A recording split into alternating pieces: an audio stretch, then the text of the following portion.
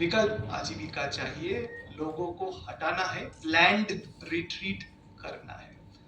ये मुश्किल हो जाता है जब भी चर्चा पर्यावरण संरक्षण और जलवायु परिवर्तन के संदर्भ में हो रहा है सुंदरबन में। कैसे कह रहा हूँ ये बात? पर्यावरण संरक्षण वहां पर सबसे बड़ा है प्रोजेक्ट टाइगर, शेर को बचाने के लिए। वहां पर 19 ब्लॉक में 100 से ज्यादा आइलैंड के हाफ में इनहेबिटेड है और ज्यादा से ज्यादा आइलैंड अनइनहेबिटेड, मतलब लोगों के बस्ती जिस जिस आइलैंड में है और जहां पर वो आजीविका के लिए जाते हैं वहां पर पूरे जंगल है, वहां के अंदर कोई नहीं बसता है। सुंदरबन में पॉसिबल नहीं है। ये mangrove, one of the largest mangrove contiguous mangrove forest है। सो लोग वहां पे खाड़ी में, छोटे मछुआरे खाड़ी में जाते हैं मछली पकड़ने के लिए, क्रैब, फिश कैच क्रैब के लिए और हनी कलेक्शन करने के लिए, सीजनल पास लेकर। पास के बारे में या एडमिनिस्ट्रेशन प्रॉब्लम के बारे में बाद में आता हूँ। तो ये जो तरीका है कि वहां पर जो बसते हैं वो लोग जाते हैं अंदर। तो पहले तो जब प्रोजेक्ट टाइगर आया था, जब इंदिरा गांधी प्राइम मिनिस्टर थे, उनके उद्योग पर प्रोजेक्ट टाइगर जो शुरू हुआ था, एडमिनिस्ट्रेटिव या लीगल बेसिस नहीं था, लेकिन शुरू हो गया और लोगों को पहले से ही उस पूरे प्रोग्राम से बाहर रखा गया और आर्बिट्रेरीली किसी किसी 900 प्लस बोट्स को बोट लाइसेंस सर्टिफिकेट दिया गया। बोट लाइसेंस सर्टिफिकेट होता है कि कोई बोट को मार्क किया जाता है कि यही boat capable of carrying 4 to 5 people, उनको ही परमिशन है अंदर जाने के लिए, ओनली बफर एरिया। सो जंगल को, मतलब प्रोजेक्ट टाइगर में कोर और बफर एरिया का कॉन्सेप्ट है। अभी तो कोर बढ़ गया है जगह जगह पर। ये नहीं कि एक लोग जब सोचते हैं कोर और बफर एरिया, लोग के दिमाग में बैठ जाता है कि एक सर्कल है वो कोर है, एक आउटर सर्कल है वो बफर है। जगह जगह पर कोर सामने है, मतलब आइलैंड है, मान लीजिए जितना फासला यहाँ से वो बिल्डिंग का है उतना दूर में नेक्स्ट आइलैंड है, वहां पर कोर एरिया स्टार्ट हो रहा है। यहाँ पर बस्ती है, वहां पर कोर एरिया है। कहीं कहीं बफर का एक्चुअली एक बड़ा सा हिस्सा है, कहीं कहीं कोर बहुत ही नजदीक है। सो लोगों के लिए भी मुश्किल है कि कैसे इसको नेविगेट करें। वो छोड़िए लीगली जो होता है, ज्यादा से ज्यादा डॉक्यूमेंटेशन लोगों के पास तो नहीं है। ये एक क्राइसिस है, ऑलवेज था कि ये 923 BLCs जो दिया गया, या पूरी तरह से आर्बिट्ररीली दिया गया था, उसको लेकर एक अभी जो चल रहा है कि बहुत सारे लोग उसको रेंट आउट करते हैं, और रेंट होता है 1 लाख 1.5 लाख तक जाता है एक एक जो बोट लाइसेंस है।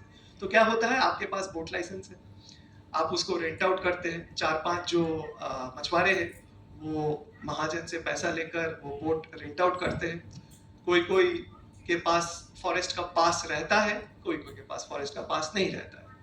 वो अंदर जाते हैं, और चूंकि सुंदरबन में बहुत सारे प्रेशर्स ऑलरेडी है, जैसे टूरिज्म का प्रेशर है, टूरिस्ट बोट्स का, वहाँ पर सुंदरबन के अंदर से एक इंटरनेशनल नेविगेशन लाइन है, उसका एक प्रेशर है।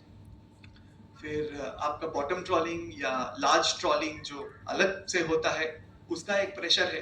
नॉन पोल्यूशन सोर्सेज छोड़ ही दीजिए, इसका एक प्रेशर है।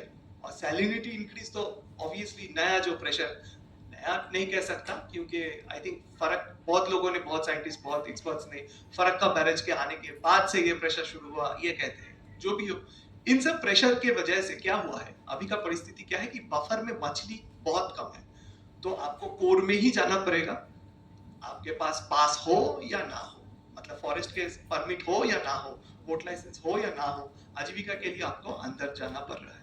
दैट इंक्रीजेस वल्नरेबिलिटी, क्योंकि टाइगर अटैक बहुत बढ़ गया है। मतलब tiger attack is another interesting phenomena Sundarban के संदर्भ में।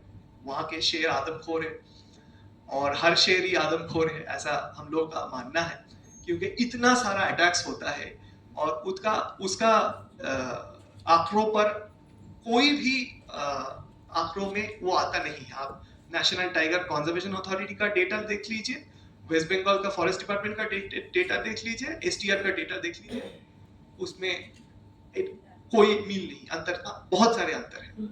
हम लोग का तजुर्बा है कि साल में शायद 30 डेथ्स होता है, लेकिन ये एक गेस वर्क है, एडुकेटेड गेस है, इससे ज्यादा भी होता है। कोविड के टाइम डेफिनेटली इससे बहुत ज्यादा हुआ था, लेकिन रिपोर्ट करना नामुमकिन। आप सबसे पहले आप प्रेशर आता है ज्यादा से ज्यादा लोग, जितना हम लोगों का तजुर्बा में है, ये एक्सपीरियंस शेयर कर रहा हूँ, बिना लाइसेंस या बिना परमिट के वो आजीविका के लिए अंदर गए हैं, पुलिस पेट्रोल या फॉरेस्ट का पेट्रोलिंग हो रहा है, तब वो खाड़ी के अंदर घुसने का कोशिश कर रहा है, वहां पर सबसे ज्यादा अटैक्स होता है। तो अगर कोई मर जाए तो उसके साथ जो साथी थे वो सबसे पहले जो विधवा है उनको कहेगा कि रिपोर्ट मत करो, जला दो। बहुत सारे इंसिडेंट्स हम लोग को पता चला है कि जहां पर ऐसे ही बॉडी जला दिया, ऐसा एक। दूसरा, नहीं, वो लोग गए पुलिस के पास, मिसिंग रिपोर्ट, बॉडी नहीं मिला, मिसिंग रिपोर्ट लिखा ले, उसके बाद कुछ तहकीकात कुछ नहीं हुआ, कोई इन्वेस्टिगेशन, इंक्वेस्ट रिपोर्ट होना चाहिए, हुआ नहीं, फॉरेस्ट डिपार्टमेंट का भी कोई रिपोर्ट हुआ नहीं, तो फिर वो भी आंकड़ों में नहीं आया। तीसरा सिचुएशन, बॉडी मिला, पोस्टमार्टम हुआ, सब कुछ हुआ, लेकिन फॉरेस्ट ने कभी उसको रिपोर्ट किया ही नहीं, कोई कॉम्पेंसेशन छोड़िए, किसी को नहीं मिला। तो ये सिचुएशन है which is the cost of tiger protection. अब हाल ही में लास्ट ईयर ही एसटीआर से एक वन ऑफ दोज मीटिंग्स जहां पर सभी मछुआरे यूनियन को बुलाए थे सुनाने के लिए कि वो नेट पर मतलब जाल जो जिस तरीके का नेट है और टाइम पर पाबंदी आने